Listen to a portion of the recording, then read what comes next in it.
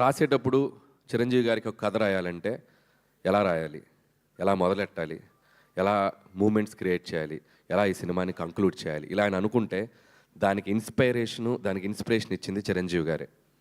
కాసేపు చిరంజీవి గారు అనకుండా ఒక సగటు ప్రేక్షకుడుగా, సగటు అభిమానిగా ప్రేక్షకులు చిరంజీవి గారిని ఎలా అభిమానిస్తారో అలా మాట్లాడుకుంటే, డైలాగ్ని చాలా కూల్గా మాట్లాడుతున్నట్టు చాలా క్యాజువల్ బాడీ లాంగ్వేజ్తో మాట్లాడాలంటే దానికి ఇన్స్పిరేట్ చేసింది చిరంజీవి.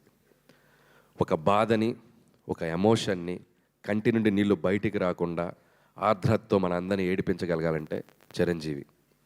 ఒక డ్యాన్స్ని అలవోకగా గ్రేస్తో మూమెంట్స్తో డ్యాన్స్ అంటే ఇలా కదా చేయాలని చెప్పాలంటే చిరంజీవి. 100 మంది ఎదురుగా ఫైటర్స్ నుంచి ఉంటే చాలా యాటిట్యూడ్తో నుంచుని ఒక చిన్న సిగరెట్ వెలిగించాలంటే, ఒక బాసిజం చూపించాలంటే చిరంజీవి.